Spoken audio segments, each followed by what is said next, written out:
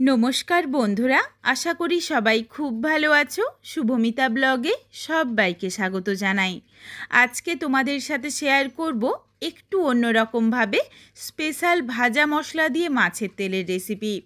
माछेर तेलेर रेसिपि आमादेर प्रत्येकेर बाड़ीतेई प्राय दिन हये थाके। तबे बंधुरा এইভাবে যদি রেসিপিটা বানাও তাহলে কিন্তু এর স্বাদ ও গন্ধ সম্পূর্ণ বদলে যাবে। আমি জানি তোমরাও যেইভাবে রান্নাটা করো সেটাও খেতে ভীষণ ভালো লাগে। তবে একবার হলেও এইভাবে রেসিপিটা বানিয়ে আমায় কমেন্ট করে জানাতে ভুলো না কিন্তু রেসিপিটা তোমাদের কেমন লাগলো। গরম ধোঁয়া ওঠা ভাতের সাথে মাছের তেলের এই রেসিপির কিন্তু অপূর্ব স্বাদ। তাহলে চলো বন্ধুরা রেসিপিটা দেখে নেওয়া যাক।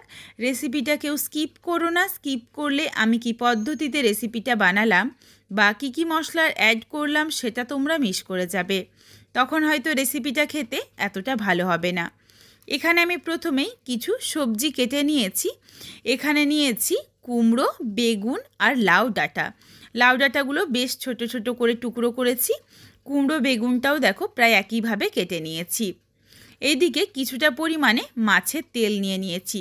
এখানে আমি রুই মাছের তেল পেয়েছি, তবে তোমরা চাইলে কিন্তু কাতলা মাছের তেলটাও দিতে পারো, সেই ক্ষেত্রেও কিন্তু বেশ ভালো হয়। মাছের তেলটা ধুয়ে পরিষ্কার করে একটু ছোট ছোট টুকরো করে কেটে নিয়েছি। এরপর মাছের তেলের মধ্যে দিয়ে দিলাম স্বাদ অনুযায়ী লবণ আর অল্প একটু হলুদের গুঁড়ো।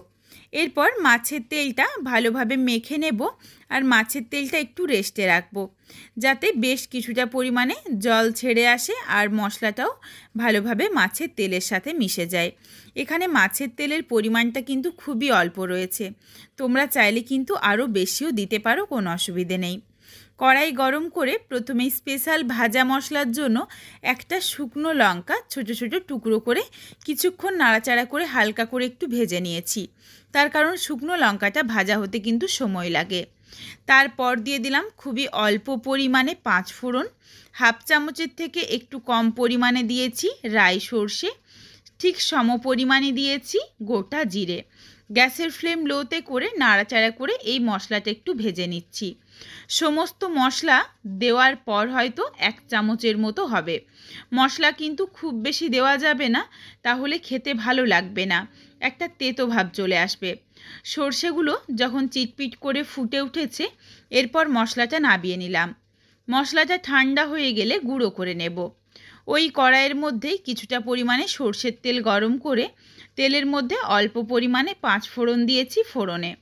ফোড়নটা ভাজা হয়ে যাওয়ার পর দিয়ে দিলাম মাঝারি সাইজের 2টো পেঁয়াজ কুচি। পেঁয়াজটা দিয়ে নাড়াচাড়া করে হালকা লালচে রং ধরিয়ে ভেজে নিয়েছি পেঁয়াজটা। তারপর দিয়ে দিলাম রসুন কুচি আর কাঁচা লঙ্কা কুচি। এগুলো দিয়েও নাড়াচাড়া করে হালকা করে একটু ভেজে নিয়েছি। এরপর এর সাথে দিয়ে দিচ্ছি কেটে রাখা সবজি। এখানে আমি কুমড়ো, বেগুন আর ডাঁটা একসাথেই দিয়ে দিলাম। স্বাদ অনুযায়ী লবণ দিয়ে দেব।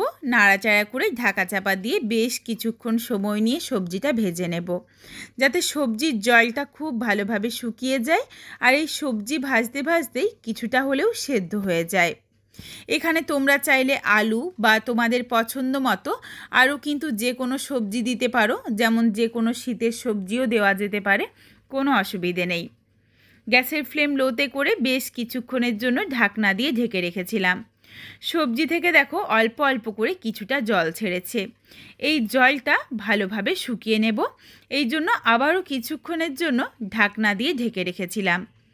কিছুক্ষণ পর ঢাকনাটা খুলেছি, এর মধ্যে দেখো জলটা ভালোভাবে শুকিয়ে গেছে আর সবজিগুলোও কিন্তু বেশ অনেকটা ভাজা বা সেদ্ধ হয়ে গেছে, একদমই দেখো আর জলটা নেই।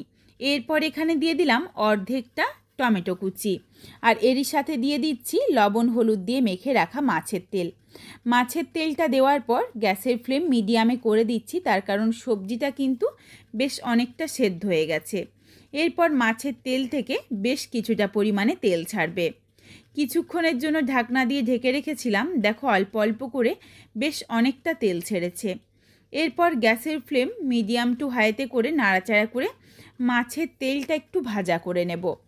আর এই মাছের তেলটা ভাজতে ভাজতেই টমেটোটাও কিন্তু সুন্দরভাবে গলে যাবে।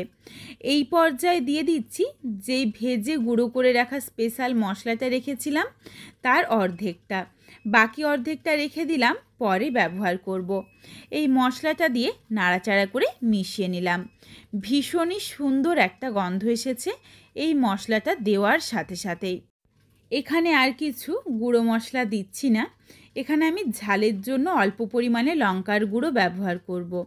তার কারণ মনে হচ্ছে যে একটু ঝাল লাগবে, একটু বেশ ঝাল ঝাল হলে খেতে বেশ ভালো লাগে। তোমরা চাইলে এখানে কাঁচা লঙ্কারও ব্যবহার করতে পারো, কোনো অসুবিধে নেই।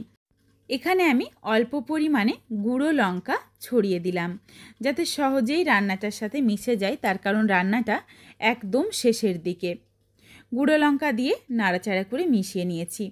এই রেসিপিটার মধ্যে কিন্তু আর আলাদা করে হলুদের গুঁড়ো আমি ব্যবহার করিনি, তার কারণ মাছের তেলের মধ্যে যেটুকু হলুদের গুঁড়ো দিয়েছি এতেই দেখো সুন্দর একটা কালার চলে এসেছে। খুব বেশি হলুদের গুঁড়ো বা খুব বেশি মশলা কিন্তু এই রেসিপিটার সাথে একদম ভালো যায় না। খুবই অল্প মশলা দিয়েই খেতে অপূর্ব লাগে। সুন্দরভাবে দেখো তেলটা ছেড়ে পুরো বেরিয়ে এসেছে, আর কিন্তু তেলটা নেই, মাছের তেলটা একদম গলে গেছে আর বেশ দেখো ভাজাও হয়ে গেছে। এরপর রেসিপিটা নাবিয়ে নেব। নাবিয়ে নেওয়ার আগে দিয়ে দিলাম বাকি যেটুকু ভেজে গুঁড়ো করে রাখা মশলা ছিল সেই মশলাটা দিয়ে নাড়াচাড়া করে মিশিয়ে নিয়েছি। এরপর রেসিপিটা নাবিয়ে নিচ্ছি। বন্ধুরা, বাড়িতে অবশ্যই একবার হলেও এইভাবে মাছের তেলের রেসিপিটা বানিয়ে দেখো, তারপর আমায় কমেন্ট করে জানিও রেসিপিটা তোমাদের কেমন লাগলো। রেসিপিটা তোমাদের যদি ভালো লাগে তাহলে লাইক করো, শেয়ার করে বন্ধুদের দেখার সুযোগ করে দিও। তোমরা যদি আরও এই ধরনের ঘরোয়া রেসিপি দেখতে চাও তাহলে অবশ্যই আমার চ্যানেলটিকে সাবস্ক্রাইব করে পাশে থাকা বেলটি অন করে অল নোটিফিকেশান অন করে দিও, যাতে আমার প্রত্যেকটা রেসিপির নোটিফিকেশান সবার প্রথমে তোমাদের কাছে পৌঁছে যায়। আবারও খুব শীঘ্রই হাজির হচ্ছি নতুন কোনো এক ঘরোয়া রেসিপি নিয়ে।